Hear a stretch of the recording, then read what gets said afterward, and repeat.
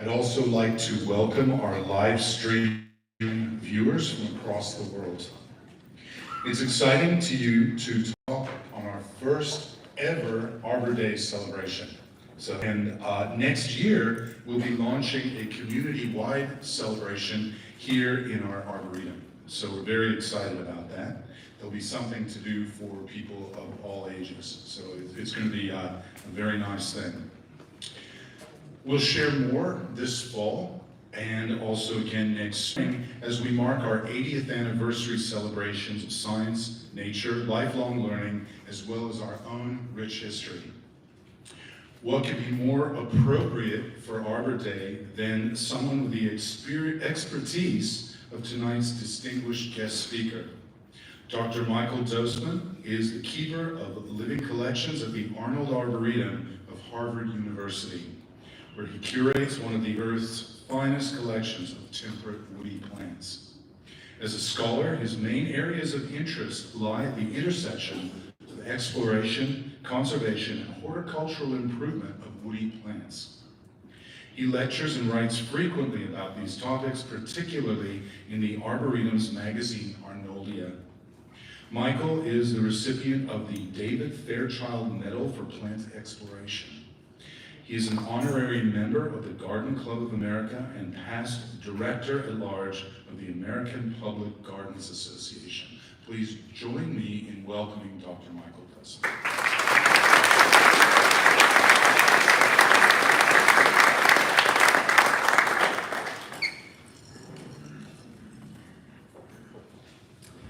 Well, thank you, Eric, for introducing me, and thank you, everybody in the audience, for joining us on this beautiful Arbor Day, and thank you to all our virtual attendees.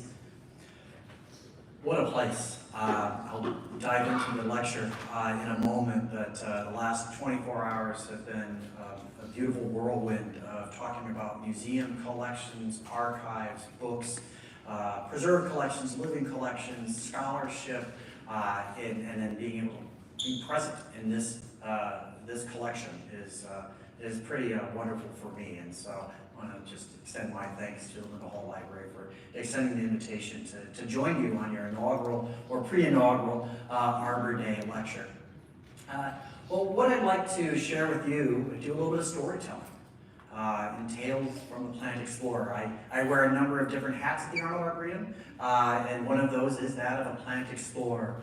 And so I want to share a little bit about my experiences as a plant explorer, why plant exploration is still important, the roles it had played and continues to play in science and discovery, very similar to the science and discovery that is documented within this 1.5 million volume collection here at the Liddell Hall Library.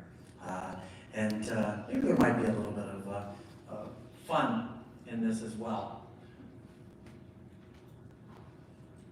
Let's see here. I'm advancing it. I see it advancing down there. I'm not seeing it advancing on the main screen. Oh, there it goes. Okay, perfect. All right. I was going to say, Alec, is there an electrician in the audience? So the Arnold Arboretum, we'll stand off here to the side so our guests over here on the side can see.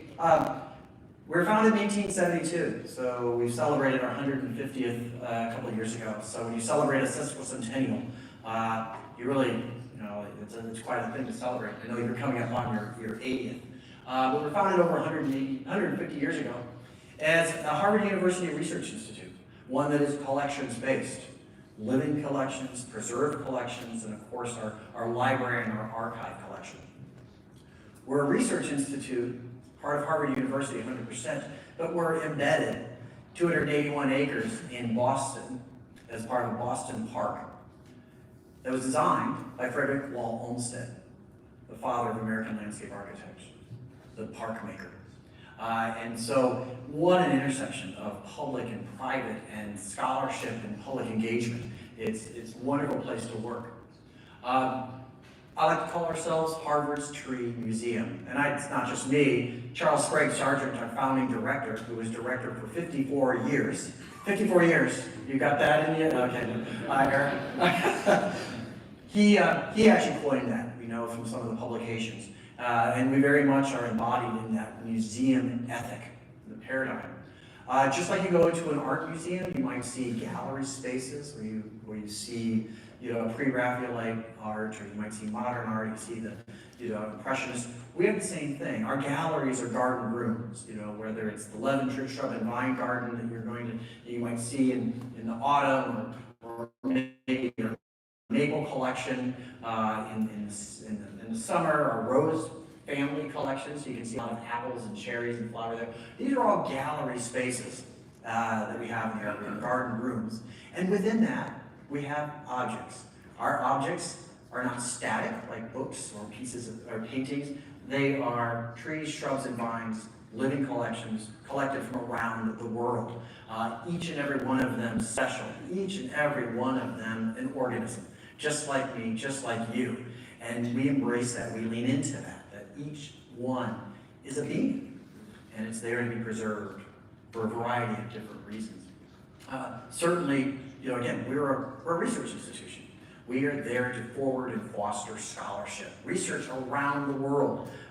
Yes, in the botanical sciences, but also across the spectrum, even on things that have nothing to do with plants, whether they're bacteria in the soil, or maybe the plant humanities.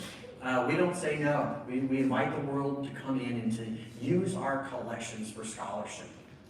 Certainly, we're there as a place to preserve wild diversity, cultivated diversity, plants that are threatened with extinction in nature. We use our collections to teach. I like to say, like any museum, pre-K to grade. We're there to educate everybody. But also, just walking around the Arboretum here at the library, it's a beautiful place. It restores you, gives you hope. Not every day is perfect in our lives, and we need that greenness to be able to experience it, especially when you're in downtown Boston, or practically downtown. We're in the middle of Boston, not downtown.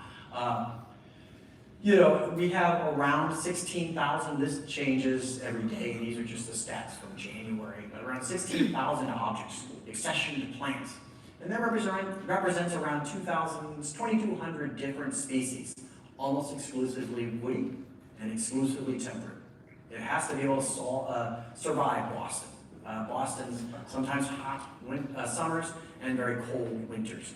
So where we focus on the temperate areas of the world, not subtropical or tropical areas. Those plants are spread out across 281 acres, and it's wonderful. We'll see these different rooms. These dots on this map are just showing where some of our rhododendrons are. And you can see collections of whether they're the azaleas or maybe the deciduous azaleas up along here along Azalea Border, designed by Beatrice Farron, or maybe some of our evergreen rhododendrons down here in Rhody Dell. So these are some of our gallery spaces. Why am I here talking about plant collecting, I should say, and plant exploration? Why I'm a plant explorer? I've had this dream job. I've had the ability to collect plants from around Earth, temperate Earth. On your left, my right, those red dots on the map are areas of Earth where I've been able to go into the field and collect plants in nature. On the right are where some of those are growing now in the Arboretum. And it's just what a privilege to be able to experience not just collecting these in the wild, understanding their natural history, but then bring them into the tree zoo, if you will, and be able to curate them, watch them grow, watch them flower for the first time. It's quite the privilege. Each and one of those 16,187, I think, plants that was on there, each and every one of them is an organism. Each and every one of them has a backstory. And that's true for any museum object, from whence they came. I love this image. It shows Charles Sprague Sargent, and he was the founding director in our library, our Botanical Horticultural Library, keying out some oak specimens. These are oaks that were on an herbarium specimen. And again, that integration of the preserved specimen, the library archives, and he knew the value of a plant's provenance, its pedigree, as part of its backstory.